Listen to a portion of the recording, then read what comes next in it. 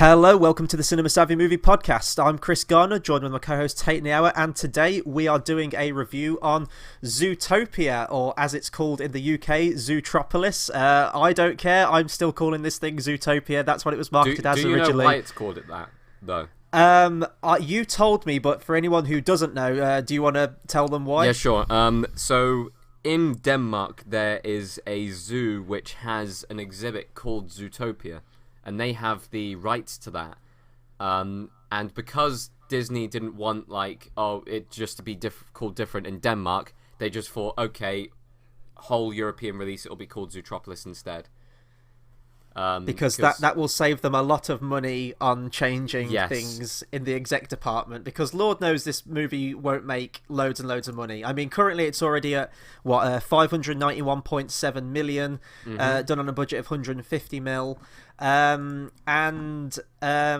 Okay, just before we get into the review, I guess we can talk about sort of how this was marketed beforehand. I remember when I was very skeptical about this movie, in all honesty, when the initial teaser trailer came out, because I think it was just the script of it and everything like that. It was just Nick Wilde, wasn't it? The character played by Jason Bateman, and it was him kind of monologuing about what the film was basically going to be about, like a city full of animals and stuff like that. Yeah, it was I just found it really condescending and talking down to the audience, like, this is a film about talking animals. There is a city where all the talking animals live. Anthropomorphic animals means animals that can act like humans. It's like, Disney, you've done this since like the beginning of time. We get it. And really, even on paper, this isn't any kind of original movie. I mean, I can think of plenty of animated films that have done this sort of thing in the past, with like a whole environment of animals. One of my favourites growing up was one called Cats Don't Dance, which I think is a little-known animated film. I've seen that, that's basically this movie. And then we've got modern retellings, like, I know this is very difficult to tell because there are also humans in this film, but we've got Wild. Was it called Wild? The Wild, yes, it was the sort of like Madagascar clone, wasn't it? And then we got also Madagascar and its various sequels as well, looking at anthropomorphic animals in this kind of state.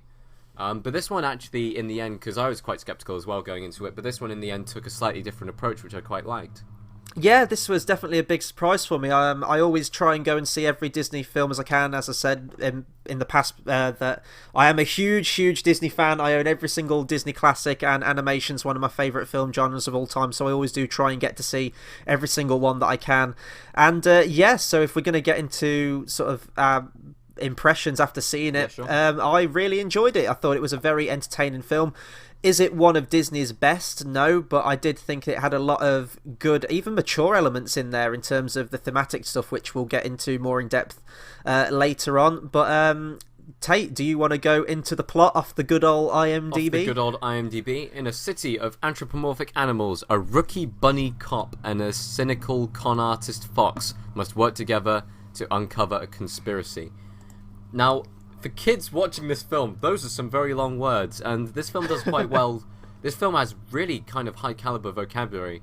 I mean, I know that there was these parents like sat next to me in the cinema, and they were having to like explain some of the words to their kids. You can see they were kind of learning along with it. But this is, I know it's a PG film, but really, the kind of vocabulary that's coming out with is like a 12 film. Even if the themes are targeted at a younger audience, which is quite nice and it's quite good.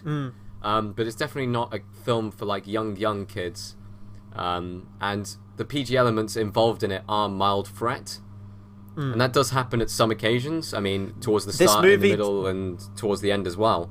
Yeah, I was going to say, this movie did have a few jump scares that actually got me. It's the one in the lab towards the end that got me. Yeah, we don't want to go into... No, that isn't a spoiler at all, because people won't know what that is at the time. But no, and I always do like animated movies like this that maybe are a bit more mature in either some of the jokes or some of the themes. Shrek 2, for instance, was probably the first one I can remember that I saw that did something like that. Oh yeah, and I just think they're more appealing because kids can go and watch it and just see all the bright, colourful animals. the funny slapstick kind of humour, and then the adults can also get something out of it where there's some references to other films perhaps, which we'll talk about in the spoiler section. We'll talk about that in the spoiler section. So shall we get into the characters then? There are sure. really two main characters. There's a lot of big celebrity names here that are doing side characters, but the real focus and the best parts of the film, I think, is all the interactions between our main character, which is Officer Judy Hopps, played by Jennifer Goodwin, and Jason Bateman's character in Nick Wilde. And I thought their dynamic in this was very believable. I thought it developed incredibly well. And there were, I'm going to admit it, there were a few scenes that almost got me. Like, the tears were almost on the way. I thought it was just beautifully developed between the characters. And it is a typical buddy cop sort of thing. So it's typical Disney having two characters who initially don't get along and then finding, common ground and friendship at the end. Spoiler alert. But it does it well, and it's the strength of the characters, I think, and how they play them, because it is a very natural progression, I found. Yeah. And I have to say, like, this film, it did get to me. I didn't, like, tear up or anything like that, but emotionally, I was completely hooked from the start.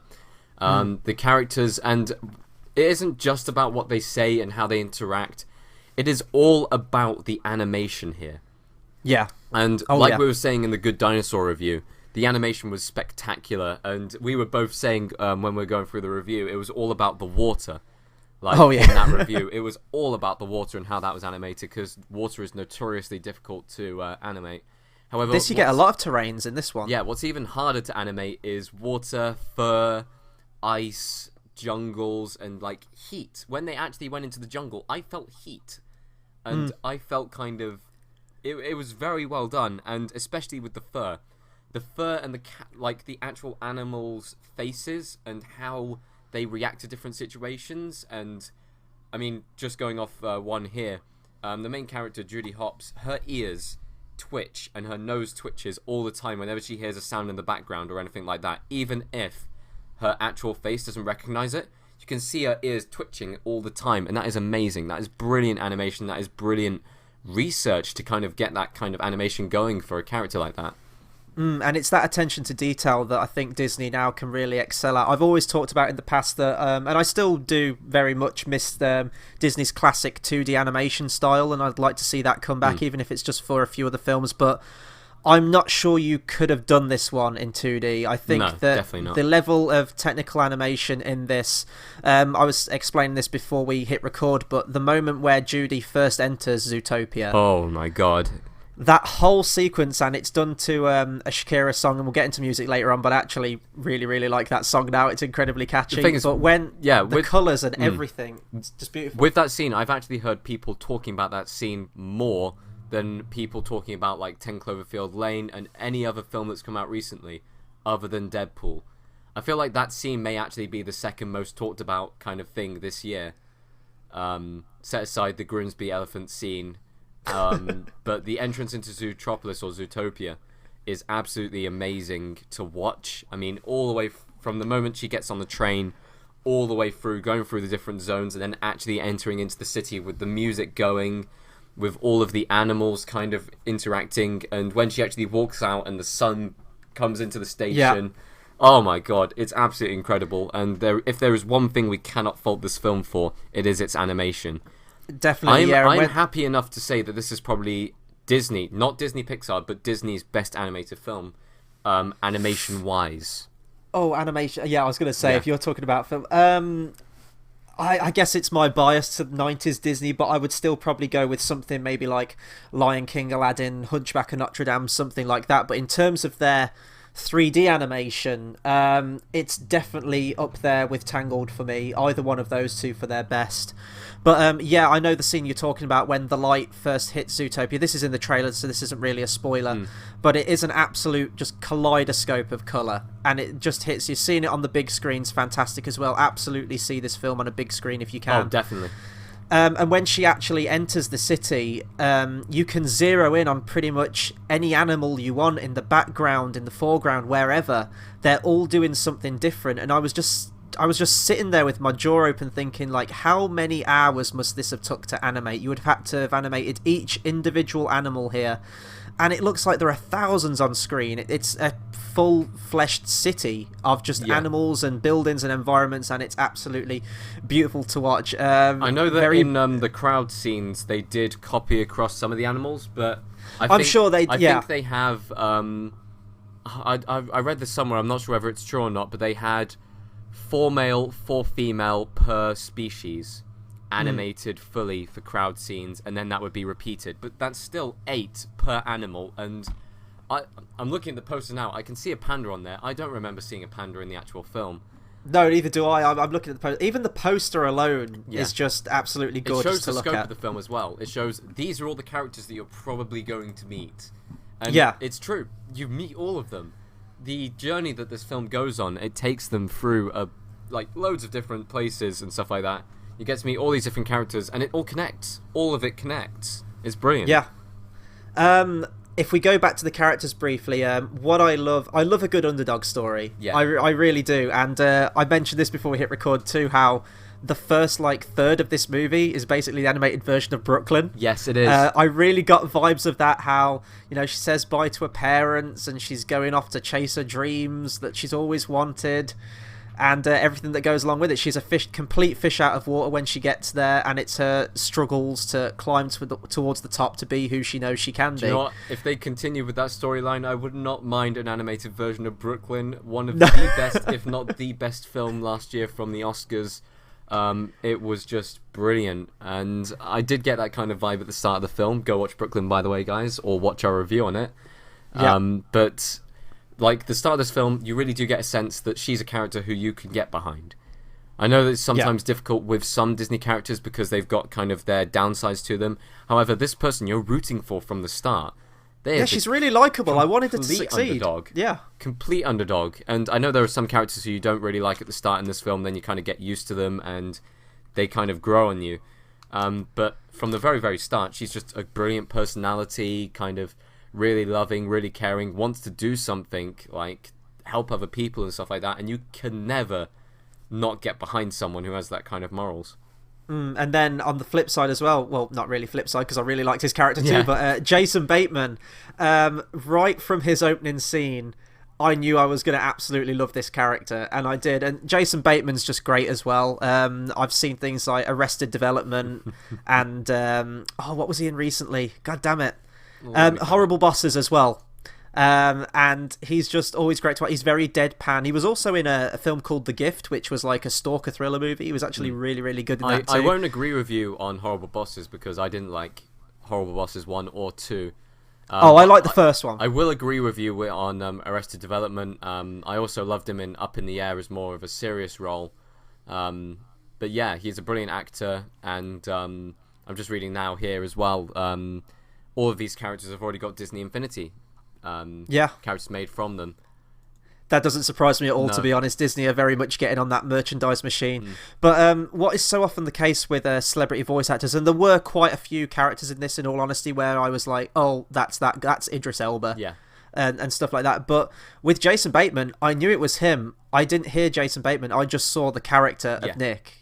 Yeah. And the same goes for Judy Hopps as well. I'm not really familiar with Ginnifer Goodwin, in all honesty, but they just completely embody the characters. I saw the characters, I didn't hear the voices, and to achieve that, especially as with celebrity voices, it's no small feat. We need to talk about the themes in this movie because, but I was not expecting this at all from this movie. No, when I first started watching the movie, I thought, okay, it's going to be a small-time cop that has to prove themselves. It's a lot more than that.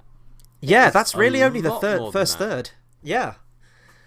So, especially in, like today's society, especially with the US political campaign that's going on at the minute, there are a lot of things going with just prejudice in this movie and the press twisting things and racism. And you mentioned earlier, don't judge a book by its cover.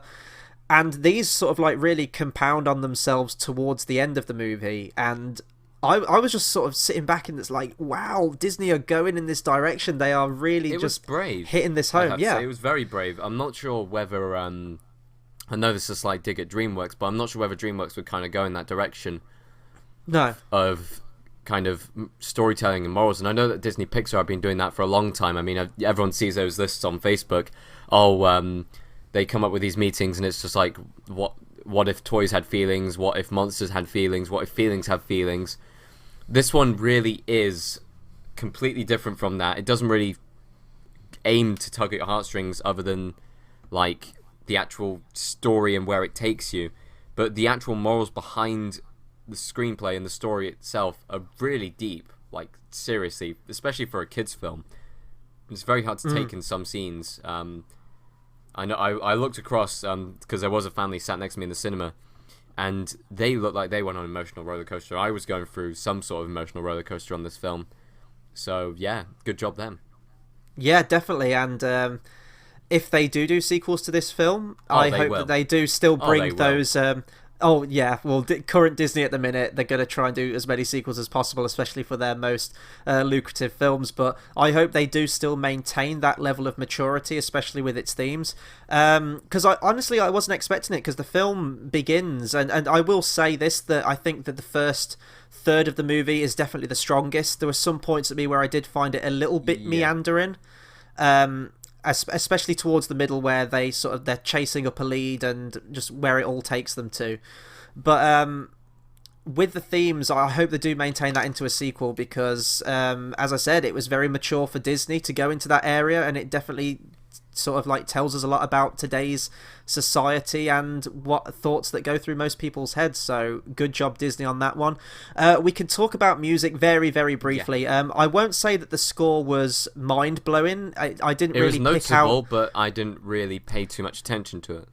No, and usually, following our Man of Steel live stream where it got a bit heated on the soundtrack in one point, I'm usually good at picking up themes for characters and stuff. I didn't really get that with this movie. The music was very nice, and because I sat in all through the credits as well to see if there was any after credits scene, which I can't actually remember if there was one. I didn't stay until after credits, so... No, I don't think there was. No, I think it just ended, to be honest. But with Disney, sometimes they do throw little bits at the end, especially with animated films.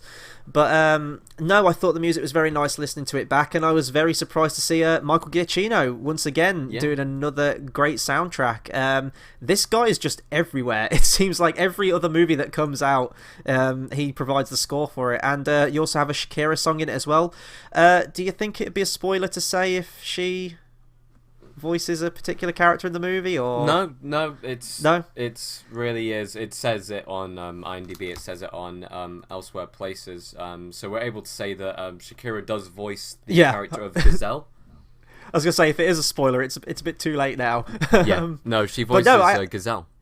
Yeah, I love the jokes in that movie with that, and that was that kind of reminded me of a Lego movie actually as well, where it talks about modern music and how everyone's on apps and everything like that. It doesn't really go too much in depth. It's just a few side gags. That app exists though. It probably does now. Disney have probably got it out there, but I actually really, really like that song. I'm not a big fan of modern pop music, but I don't. Maybe it's because it was in this movie, and I'm a sucker for Disney. There was something in this music when Judy actually enters Zootropolis. She's listening to the song on her carrot pod or whatever it's called to avoid copywriting, and she's going in, and I think it's when she actually enters into the station, because before she's just been kind of watching on the outside, but you actually hear a jungle beat, which I wasn't expecting, and it really did work actually. It made you feel like song. So far you've been listening to all this, try anything, like do anything you can, be the best that you can, and then suddenly it becomes almost semi-serious, and you get this kind of jungle beat because you're in the bustling city, and a lot of people do compare cities to jungles, and like urban jungles and stuff like that. So I think it was very well done, and just everything about the opening scene of where she goes into the city is just amazing, including music, including the soundtrack, visuals, everything. Yeah, definitely. So before we move into spoilers, I guess we can just go through any more positives and negatives that we think, and then give a brief recommendation, then we'll go more in depth into the film. Sure. So Tate, any other positives, negatives you can think of from this movie? Positives, the film kept a good pace. I've one of my friends who went to go see it day before me, he was like, oh yeah, it felt a bit slow to me. I thought, okay, I'll keep note of that when I will go into it, and I actually thought it kept really good pace. I didn't look at my watch at any point in the film, which is always a good tell on whether a film is too short or too long, especially if I look at my phone at the end and seem surprised that it was that short. That's usually a good sign that I was really involved with the film. And this film was just well done, well paced, and it really is a brilliant film for Disney to bring out. Yeah, I'm slightly inclined to go with your friend of what he said. I did sense that the plot, not the plot, the pace, sorry, did drag a little towards the middle for me. As I said, that my favourite bit was the first third, where it was very quick. There was so much happening. There's a great chase scene as well. Just everything's brilliant. And then it almost seems like they had a few ideas what to do with this movie, like different stories, and they mashed them together, because at the halfway point it kind of becomes a very different movie, I thought. Yeah, it does. Yeah. And if you look at how many people actually worked on the story, there's the 7 people worked on the story of this movie, so that's usually the tell where maybe there was a lot of ideas that were floated around of what they could do with this movie, so they just sort of made a hodgepodge. Well, I don't want to say hodgepodge because that makes it sound like it's bad. It's not bad, but I get the impression that maybe there were 2 conflicting stories with this and they just threw them together and made it work somehow. It still completely works for the movie. Nothing bad against say it like there, but I did feel the pacing slow a little bit towards the middle or the 3/4 mark of this movie, but positives: beautifully animated, great voice work, definitely visually stunning, and there's a lot of positive messages in there. Negatives, I don't think this is a spoiler because this was released as a clip, but there is one joke in this that was painful, and I know that was the point of the joke, but for me it went on. Is this the Clawhauser joke? Yeah, no. This was the sloth. Oh, okay, yeah. This to me was like a Family Guy joke, you know, where they just keep beating you over the head with it. It goes on for way too long. I know that was the point of it, and I'm not going to give anything away, but that scene does lead. We can talk about that in the spoilers section, Yeah, okay, but that to me was the point where after that the movie did slow, and maybe I was just in a bad mood from that joke, but it went on for a bit too long, I thought, that one. But still a great movie, would highly recommend it. Go and see it, support this movie. It's going to be a tell whether this wins Best Animated Picture. We've still got quite a few more coming out this year. Let's talk about that very, very quickly, because me and you personally have the hope that Kubo and the Two Strings is going to steal it. I would actually quite like Kung Fu Panda 3 to win it, because I do think that Kung Fu Panda 3 was better than this movie. I'm going to be honest with you here. It's got no chance. It may not even get nominated. Oh, if it doesn't get nominated, I'll be really, really upset. But Kubo and the Two Strings does look like a masterpiece. It looks phenomenal, and I think the story behind it, because we're obviously going to review it later on in the year when it's released. Yeah. But I just have been waiting for a film like this for ages. I love Coraline. I haven't actually seen Paranorman. I need to. And we'll probably I haven't seen that or Box Trolls, actually. I usually keep on top of all the animated ones, but those are 2 I need to catch up with. This looks amazing. It just looks, I'm not gonna lie, it looks like Oscar bait, but I'm happy to take it. Finding Dory is going to be the heavy hitter this year. It's completely down to whether the storyline is good or whether the Academy has already seen everything that can be done with the kind of that franchise, I'd say. I know that The Good Dinosaur had amazing water kind of animation last year. Whether they apply that to this film or not is going to be very interesting to see, because if they do, then that film is going to be incredible. The Good Dinosaur was sort of the tester for Finding Dory. No, I legit think so. I really do. If you look at it, the kind of creatures that they have in it, that's the kind of animation style that suits Finding Dory or Finding Nemo best, and I feel like there isn't really much to verb on Finding Nemo or Dory other than the animation or the plot. So if they go down that route, then maybe that'll take it. If not, it's completely up for grabs for either this film or for Kubo. Yeah, it's going to be a very interesting year, let's just say that. Yeah, I can't wait for Kubo. I can't remember exactly when it comes out. I think it's middle of the year, but we will definitely get a review out for that. Yeah, I think so. Yeah. But those trailers... by the way, you can check out my reaction to that trailer. Oh my god, it's just visual... I don't even know.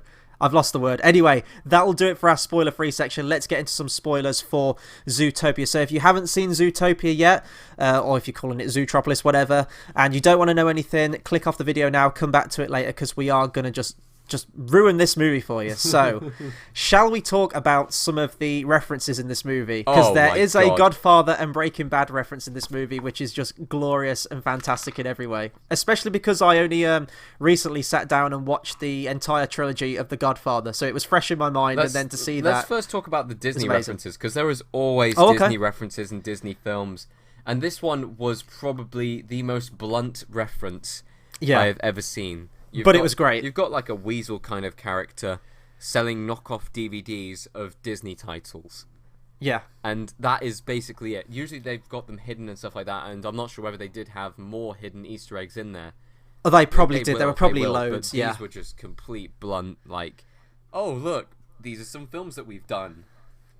And I laughed at it because I thought, you know what, Disney have gone down the route before of hiding their Easter eggs and stuff like that. This one is just rubbing it in our faces because they know about the joke now. Yeah. And then, should we go on to the Godfather reference? Actually, I want to talk about that Disney movie scene a bit more. Sure. So they show ones that have come out before, their various animal and title spins on films. I think I saw Tangled, I saw Wreck-It Ralph, I think Big Hero 6 as well. Yeah. And then he said, and I also have a bunch of bootleg DVDs that haven't even come out yet, and that was all of Disney's future lined up animated classics. So it's a cool little... Frozen 2, there was Jack and the Beanstalk I saw. There was Moana. Yeah. As well, yeah. That's a scene I can't wait to get the DVD of this movie and just pause it on that scene and just check them out. That was brilliant. And also, okay, so this was I said before we hit record that I have quite an obscure Disney reference. Yeah. And it is with that same character. So a little actor played that weasel called Alan Tudyk, who also voiced a previous Disney character in a film called Frozen. Yeah. And in that movie, he was called the Duke of Weselton. Yes. And here, it's Duke Weaselton. And when he said Weaselton, I was sitting in the cinema and I was thinking, Weselton, I've heard that. Where have I heard it before? And then I couldn't focus on the movie for like 10 minutes because I was trying to wrap my brain around where I'd heard this name before. And I was like, I think it's Frozen. I've only seen Frozen once, so that's who Alan Tudyk is. I'm sorry, yeah. I've just realised who he is. Yeah. Okay. Firefly, man. No, Dodgeball, dude. Yeah, oh yeah. Steve the Pirate. Scurvy. No, he is Sonny from iRobot. Yes, he is, yeah. And I didn't know it was him because he's a really, really great voice actor now as well. So I could not pinpoint his voice until I saw the credits. And then at that point, I was like, oh my God, that's absolutely genius, Disney. That's brilliant. So that was probably the most obscure Disney reference I could think of. But there's probably a load more, and I can't wait to see there's probably an article out there on there now, to be fair, on the internet somewhere, which goes through them all. Let's talk about the Godfather and Breaking Bad one then. So the Godfather one I saw in the trailers. I see. I didn't see that in the trailer. It was Mr. Big, wasn't it? Yeah, it was, yeah. And it was the whole "Daddy has to, baby," and it's just like, it was very, very well done, and kids wouldn't understand it, but that was there for the parents in the audience. Yeah, he goes full on Marlon Brando in this moment. It's like, you asked me to kill a man on the eve of my daughter's wedding. It's pure classic Godfather. I think it even plays a variation on the Godfather theme in the background as well. Yeah. I love that scene. And Breaking Bad as well. Oh, that one cracked me up so hard. I don't know how they managed to get that reference in, and the parents or the dad sat next to me, burst out laughing. I burst out laughing. A couple of people behind started giggling. The kids just why is Daddy laughing? And the dad, I don't know what the dad said. I was like, I'll tell you when you're older, son. Is it a classic moment like that? No, basically there is later on in the film we've got a chem lab which is based around the plot, which we'll go into in a bit. But in the chem lab he says, "Oh yeah, Jesse and Walter are coming back with a coffee." And of course, he's also in the yellow hazmat suit as well. He's rocking the yellow hazmat suit. He's calling his co-workers Jesse and Walt, and it's just those are the characters from Breaking Bad, by the way, who hasn't seen it. And it was just a classic scene. I don't know how they managed to get away with that, but that is just brilliant for them having that in the film. It sounds like you actually had a crowd for this movie, though, and I did. That scene, I was the crowd. I was the sole person who laughed at that joke. Oof. And it really depressed. I'm trying to think there's probably 4 or 5 other people in the cinema, but that joke must have gone completely over their heads because I laughed out loud, and then it's that moment where you're the only one who laughs, so your laugh just quietly dies back down to silence, then you feel really uncomfortable. But no, that was fantastic, and it's just amazing that Disney just went for that joke. They even go outside and you see the two characters of Walt and Jesse, and I was kind of hoping that they would look like their Breaking Bad counterparts, but that would have probably been too on the nose, and I like the little sort of reference they had there. Can we talk about the sloth scene? The sloth, yes. The sloth, whatever you want to call it. I didn't like this scene, but I didn't like it from the trailer as well, so that's fine.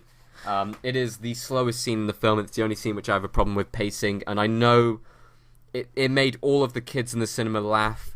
It made all the parents who hadn't seen the trailer laugh. However, this joke had been played out way too often, before. And yeah, sure, it's a brilliant joke. I mean, if they hadn't shown it in the trailers, and that was the first time I'd seen that joke, I would have probably laughed. But it just didn't get to me at all, because I'd seen it way too many times on every trailer, and the scene lasted too long. Yeah, it was a very small scene with very little payoff, and it lasted way too long. I thought that, this is the scene that ends the movie where the sloth's actually driving the really fast sports car. I laughed at that was a great payoff, but the scene itself, it just completely lets the drag shoot underneath this movie. What was moving at a really, really great pace. And this is where I say that after this point, it kind of becomes a different movie, so it was almost like I had to readjust to it. Yeah. But this scene... I saw the clip on YouTube before the movie came out, and that's a heavily condensed and edited version of what you actually get in the movie. Yeah. I think the clip on YouTube is about 2.5 minutes, and that feels so long. But in the movie, it's ridiculous. It gets to the point where you just think that this is going to be the rest of the movie. And it was also really awkward because no one was laughing at it in my cinema. I wasn't laughing at it all the way through in my one. And it was just, you could hear people sighing. I just sort of like sank down in my chair, and it was a really embarrassing moment. When it was I do get the please DVD end. for this film, that is probably going to be the only scene that I'll think about skipping. Probably will skip. I thought exactly the same as well. Yeah, because the payoff is tiny, and it's just like the whole story is based around getting them to that scene, and they could have very easily avoided that in the writing, because the whole point of it was, Judy doesn't get access to the database, so she's going to speak to the people at the DVLA basically, and they'll basically type up the number plate and stuff like that into the system. And what they could have done to further that plot forward was, here you go. Here is we'll speak to the vice mayor person, which she does later on in the film, and gets the information. But that could have been done earlier in the film. Come on, son. Yeah, and I mean, it could have been a funny thing that they were trying to say, like, all people that work at the DVLA, it's those classic moments where you're behind the counter and it's just, it's not going as quick as you like, but the problem is the joke just outstayed its welcome. You could have done the same joke, it could have been funny, condense it down, you could have done exactly the same punchline. It was too long. They could have walked in, she could have gone, they're all sloths. It could have had on the screen 4 hours later, and then her walking out sprinting saying, finally got it, oh my god, it's night. Yeah, that's how and it that would have been worked. Hilarious. Yeah. But that joke really put me in a bad mood. The joke, in all honesty, as well said by the sloth, wasn't even funny. No, and I was just, for like 10-15 minutes there, I was just grouchy, arms folded, slumped down in my seat, like, I don't like this movie anymore. Then by the end of the movie, I was like, okay, I kind of like this movie now. Did Chris not have enough popcorn to continue him through that scene? No, I had to save it for 10 Cloverfield Lane. I also got some Ben and Jerry's ice cream for the first time as well. You don't enter a cinema and not buy popcorn. And don't you dare say that you have salted popcorn, because that is ridiculous if you do. I don't eat popcorn. Wow. I just don't eat popcorn. Guys, so that is the Cinema Savvy podcast. We will never broadcast again. I'm sorry. Okay, we need to talk more about Nick and Judy, because there is a lot more to these characters that we couldn't go into in spoiler free. They're pasts, both of them. Yes. They both mirror each other, and I know that that's a very kind of drawn out storytelling technique, but I actually felt for both of these characters in both their situations. Yeah, one became a cop, one became a crook, and it's a classic story that's been told many times, but it's really nice to watch, believable. Nick's backstory was just tragic. Like, that's the start of like a supervillain. Yeah, no, you want to be good, and you kind of want to help out as many people as you can, and then the people who you're trying to help out turn on you. Jesus, man. That is all about teaching kids that you need to be careful on who you make friends with. And I know that is very difficult to tell that story, and sometimes you have to kind of choose your friends wisely if some people just aren't right for you. But the payoff from it, just the way that his life panned out afterwards, was just heartbreaking. Yeah, definitely, and especially with Judy as well, where she comes out, she's really optimistic, she wants to be a cop, and I thought those aside jokes as well from the parents were brilliant as well, where they say, like, don't dream too hard, you know, be like a carrot seller or something like that. And then we can go with the greatest joke from the film, I have to say, which is her leaving the city and the population still rising by, like, 10 per second in the rabbit population. Yeah, that was great. I noticed that too. But yeah, and then it's that moment where that fox, when she's a kid, just like scratches. And I was expecting her to have like badass like scars across her face. Yes. Like the Colonel from Avatar when she became a cop. Oh my god, if she became the Colonel from Avatar. Oh my god. She just snaps and wants to destroy all of Zootopia. She's like Wesley Snipes from Demolition Man. We gotta mine the unobtainium. Oh, God.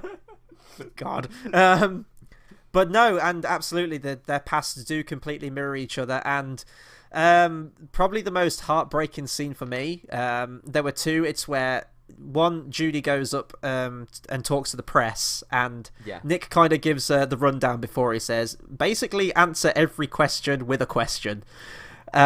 Which was brilliant sort of like riff on the press, I thought, but she accidentally alludes to the fact that most predators are turning back to their animalistic state. I know that sounds weird because they are animals, but where they are savage and attacking people, which causes a huge media frenzy, and then people start discriminating against predators. The scene where I felt just absolutely, it was just mortifying for me. The scene which really did drag me through was the scene where Judy goes to apologise to Nick about that scene. And it was about the fact that she was wearing her casual clothing. She didn't have to go back for him. She goes and finds him. He's in a bad way, and she's in an even worse way. Like, mentally, her ears are drooped. The animation in the face, she starts crying, and you're just like, please, no, I'm trying to hold back the tears here. And then she walks up to him and just like slumps her head on him, and I'm like, oh no, don't cry, you're gonna make me cry.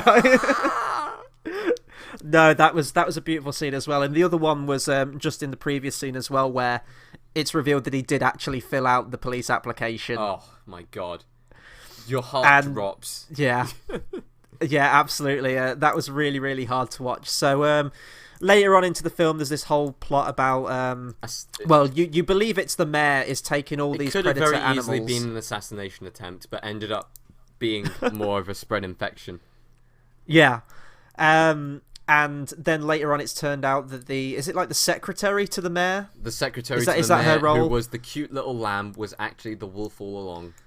Because she wants to put all the predators down because she's tired of the prey always being looked down upon. It's a good motive. It's a solid motive. That is a good motive, and that's a brilliant villain motive. However, it wasn't executed correctly because you don't fear her. Even when she's revealed to be evil, you still don't fear her. If she got into a state where you could fear her, maybe her walking in the shadows and then saying, I was the one who masterminded it all, and her remaining calm, but they tried too hard to make her obviously evil instead of making her subtly evil, which would have worked out better. Yeah, no, I agree with that completely. And seriously, like a scene with her kind of like closing the mayor's office and like Judy Hopps looking like mirroring the end scene of the first Godfather movie would have been good. Oh yeah, but just close it. Yeah. Instead, they went with the route of, oh, I'm evil by the way. I'm really evil. See, look how evil I am. Instead of it being, yes, it was me all along. I've been planning this the whole time. That would have been better. Yeah, I completely agree with that. And it does get to the end and it does become very formulaic. As soon as they introduced the blueberries, I knew exactly whereabouts this movie was going to. I didn't think that they would fake the death scene. And I thought what was going to happen was Nick was going to be able to control his wild side, kind of, and attack the lamb instead. But in the end, it was just like, oh, okay, fakeness. I was going to say, like, this movie, when it started off, some of the parents, I think, were a bit shocked. They were like, oh my god, there's sort of, like, comedic gore in this movie. Where Judy's like... It reminded me of that scene from, I think it's the first Addams Family movie, where Wednesday and Pugsley are on stage and there's just torrents of blood everywhere. It's just she's throwing out red ribbon and ketchup. My friend sent me a clip afterwards, and he said, "Good to know that Disney movies are copying from Hot Fuzz with the ketchup." Oh, which bit is... Oh, yes. Yeah. But no, so I mean, I don't know if it could have gone that far where Nick's character just jumps out of the pit and starts savaging the lamb and just ripping it apart. Have you seen The Lion King? I would not put it past Disney for a second. Seriously. Oh, Disney have lost their balls, man. They need to go back to hard R Disney movies. Especially when the original end scene was going to be Mufasa laughing to death whilst being engulfed by flames. Oh my god, really? Yeah. Oh, you mean Scar, sorry. Oh, yeah, that's the one, sorry. In a shocking plot twist, Mufasa comes back from the dead and is the villain all along. Scar's just a loving uncle. Yeah, I want to see that movie now. And then we get to the ending, and if this gets a sequel, Zootopia, I can't wait to this, because this becomes... it would either be the introduction of humans, or it would be them trying to solve another case, basically. I think that's what it would be. I can't see them adding humans into this, in all honesty. Do you know what? I wouldn't mind seeing them solve another case and having to go about all these different adventures, but I want to see them in the worst situations possible in the next movie if they do one. I want to see them not only down and out, but I want to see them deadbeat cops,